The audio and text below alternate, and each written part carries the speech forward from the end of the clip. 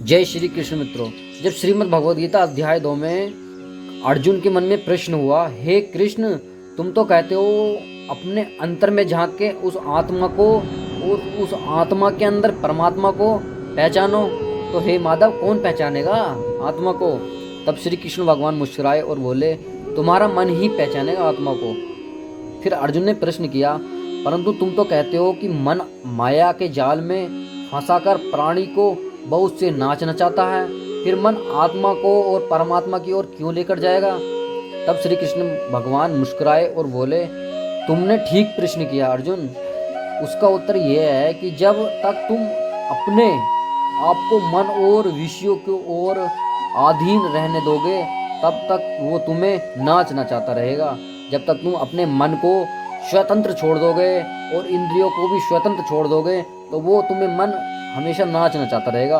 हे पार्थ, मनुष्य का शरीर रथ की भांति है और रथ में जो घोड़े हैं वे मनुष्य की इंद्रियों के समान हैं। इन इंद्रियों को जो चलाता है वह सारथी जो है वो मन है, और उस रथ में जो बैठा है, जो रथ का स्वामी है, वही आत्मा है। एक उदाहरण के तौर पर श्री कृष्ण भगवान समझा रहे हैं, मनुष्य की इंद्रियां अपने विषयों की ओर आकर्षित होती रहती हैं। जो इंद्रियां हैं वो हमेशा अपनी आसक्ति के ऊपर, जो उसकी इंद्रियां के भोग विलास की चीज़ हैं, वे हमेशा इंद्रियां उनकी ओर ही जाती रहती हैं, उनकी ओर ही आकर्षित होती रहती हैं, और उसका मन इंद्रियों को विषयों की ओर ही दौड़ाता रहता है।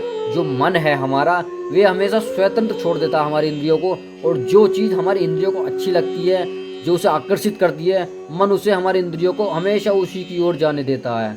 और ये जब तक ही होता रहता है जब तक कि जीवात्मा अपने मन को काबू में नहीं रखता। क्योंकि जो जीवात्मा है, जो आत्मा है, वो जो स्वतंत्र छोड़ रखा है हमारा मन, वो जब तक जीवात्मा हमारे मन को कंट्रोल नहीं करेगी, तो मन हमेशा हमारी इंद्रियों को छोड़ के रखेगा, इंद्रिय रूपी घोड़ों को छोड़ के रखेगा, और वो हमेशा अपने भोग विलास की चीज़ों की ओर आकर्षित होती रहेगी। जब तक मन में काबू नहीं होगा तब तक ऐसा ही होता रहेगा। वो इंद्रियों को उनके विषयों की ओर ही दौड़ाएगा, और विषय बुलाते हैं, मतलब जो भोग विलास की चीज़ें, वो हमेशा अपनी ओर आकर्षित करती हैं हमारे इंद्र रूपी घोड़ों को, और वो हमेशा उन्हीं की ओर जागते रहते हैं, और हमारी इंद्रियां उनकी ओर ही भागती रहती हैं। और मन जीवात्मा की परवाह किए बिना रथ को विषयों की ओर ही ले जाता है। मन जो होता है वो जीवात्मा, मतलब जो आत्मा है, वो स्वामी है, उसे की चिंता नहीं करता। वो हमेशा अपनी जो आकर्षित दिखने वाली चीज़ें हैं हमेशा उन्हीं की ओर ले जाता रहता है। परंतु जब तुम मन को स्वयं के अधीन कर लोगे, जब हमारा मन जो है वो हमारे वश में हो जाएगा, वो हमारे अधीन हो जाएगा, हमारे कहे अनुसार ही चलेगा, तो वही मन एक अच्छे सारथी की तरह तुम्हारे शरीर रूपी रथ को सीधे प्रभु के चरणों में ले जाएगा। जो मन है वो सारथी के रूप में है, और जो स्वामी है वो आत्मा है। जो रथ है वो शरीर रूप में है, और जब स्वामी के अधीन हो जाएगा, सारथी हमारे वश में हो जाएगा, तो वही मन हमें ईश्वर की ओर, ईश्वर के चरणों में लेकर चला जाएगा। यदि मन तुम्हारा स्वामी है और तुम उसके अधीन हो, तो वो तुम्हें माया के बंधन में जकड़ता रहेगा। जब अगर मन ने हमें अपने अधीन कर रखा है और मन हमारा स्वामी बना बैठा है, तो वो हम हमेशा माया की ओर जकड़ेगा, हमेशा माया के बंधनों में जकड़ता रहेगा। और जब मन पर काबू पा लेंगे और मन हमारा सारथी हो जाएगा, अच्छी तरीके से हमारे कहे अनुसार चलेगा, और जब हम मन के स्वामी हो जाएंगे, मन हमारे कंट्रोल में, हमारे मन वश में हो जाएगा, तो वही मन हमें मोक्ष के द्वार पर ले जाएगा। तब अर्जुन बोले, हे मधुसूदन, ये कहना तो बहुत आसान है कि मन पर काबू पालो और मन के स्वामी बन जाओ। यही मन को वश में करना, यही तो सबसे दुष्कर कार्य है, सबसे कठिन कार्य है। हे केशव, मन तो वायु की तरह चंचल है। जिस प्रकार बहती हुई हवा पर काबू कर पाना असंभव है, इसी प्रकार इस चंचल मन को अपने अधीन करना अति दुष्कर कार्य है। तब श्री कृष्ण भगवान बोले, हे अर्जुन, तुम्हारा ये कहना सत्य है कि मन अति चंचल है, उसे अपने वश में करना बहुत ही मुश्किल है, लेकिन असंभव नहीं है, वश में तो किया जा सकता है। तब श्री कृष्ण भगवान बोले, हे अर्जुन, मन को वश में करने के लिए उस पर 2 तलवारों से प्रहार करना होगा।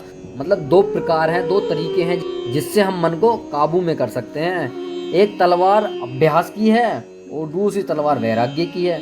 देखो अर्जुन, अभ्यास का अर्थ है कि निरंतर अभ्यास, मन को एक कार्य में लगा दो, मतलब ध्यान करने बैठ जाओ तो सिर्फ एक कार्य में लगा दो, एक जगह ध्यान एकाग्र कर लो और वो मन वहाँ से बार बार भागेगा। हम मन किसी एक जगह स्थान पर एकाग्र करेंगे, एक जगह लगाएंगे मन को, तो वो मन वहाँ से बार बार भागेगा। लेकिन तुम उसे फिर पकड़ कर लाओ, फिर भागेगा, फिर उसे पकड़ के लाओ, फिर भागेगा। ऐसे ही बार बार करना पड़ेगा। जैसे एक नवजात घोड़े का बच्चा होता है, एक क्षण के लिए वह स्थिर नहीं रहता, क्षण क्षण के लिए वह इधर उधर फुदकता रहता है। उसी प्रकार मन भी इधर उधर फुदकता रहता है। एक चंचल घोड़े की तरह मन भी बहुत चंचल होता है और ऐसे चंचल मन को काबू में करना उतना ही कठिन है जैसे किसी मुंहजोड़ घोड़े को काबू में करना।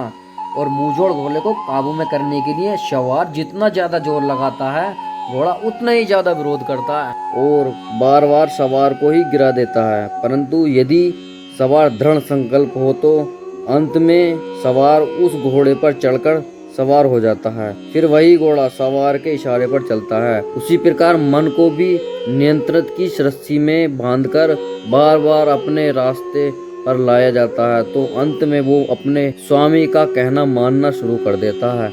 इसी को कहते हैं अभ्यास की तलवार चलाना। जैसे घोड़े को काबू में करने के लिए बार बार प्रयास करना पड़ता है, एक मुंहजोड़ घोड़े को भी काबू में किया जा सकता है बार बार प्रयास करने से, वैसे ही मन को भी अपने वश में किया जा सकता है। अगर हम मन को एकाग्र करें, ईश्वर के चिंतन में, मनन में लगाएं, ध्यान में लगाएं, तो मन को भी एक जगह एक स्थान पर नियंत्रण किया जाता है। उसी तरह मन को भी अपने अनुसार चलाया जा सकता है, मन को भी एकाग्र किया जा सकता है। तब अर्जुन बोले, हे माधव, जब अभ्यास की तलवार से मन ठीक रास्ते पर आ जाए तो दूसरी वैराग्य की तलवार की क्या आवश्यकता है। तब कृष्ण मुस्कुराए और बोले, हे अर्जुन, उसकी आवश्यकता इसलिए है कि मन एक बार ठीक रास्ते पर आ जाने के बाद फिर से उल्टे रास्ते पर न जाए, क्योंकि मन तो उल्टे रास्ते पर बार बार जाएगा, क्योंकि उल्टे रास्ते पर इंद्रियां के विषय उसे सदा ही आकर्षित करते रहेंगे। मिथ्या भोग, विलास और काम की तृष्णा उसे फिर अपनी ओर खींच सकती है। इसलिए मन को ये समझाना जरूरी है कि वे सारे भोग विलास सब मिथ्या हैं, असार हैं, योग माया के द्वारा उत्पन्न होने वाले मोह का भ्रम ही है। मन जब इस सत्य को समझ लेगा तो उसे विषयों से मोह नहीं रहेगा, बल्कि उसे वैराग्य हो जाएगा। और यही वैराग्य की तलवार का काम है कि वो विषयों के मोह को काटकर मन को सन्यासी बना दे। और मोह से मोहित जब बुद्धि तेरी भली माती मोह रूपी दलदल को पार कर जाएगी, तो लोक परलोक से संबंधित भोगों के प्रति तेरे मन में विरक्ति भर जाएगी, तो वासना की वासना ना रहेगी, तो तेरा मन भी स्थिर हो जाएगा, काम न मर जाएगी। हे अर्जुन, मन के स्थिर होने पर आत्मा ये परमात्मा रूपी सागर में मिल जाएगी। श्री कृष्ण भगवान समझा रहे हैं कि मन को एकाग्र करने से जरूरी नहीं कि मन बाद में नहीं भटकेगा, इसलिए मनुष्य को उन भोग विलासी वस्तुओं से वैराग्य भी लाना पड़ेगा, तभी वह ईश्वर में ध्यान कर सकता है।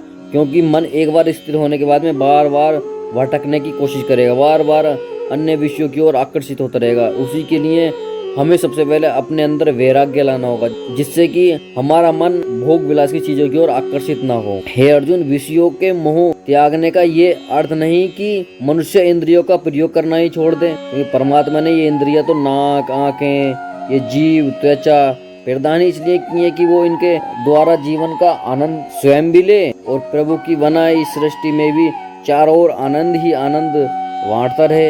प्रकृति ने सृष्टि में रंग, रूप, रस, संगीत, स्पर्श और भांति भांति की सुगंध की रचना इसलिए की है कि प्राणी इनसे सुख पाए। इसलिए मनुष्य को चाहिए कि वह अपनी आंखों से सृष्टि का दर्शन करके सृष्टि के चारों ओर बिखरे हुए रंगों को देखे, फूलों को देखे, तारों को निहारे, चांदनी का आनंद ले, रंग बिरंगे पक्षियों को देखे, उनकी अद्भुत और सुरीली चहकार का आनंद ले।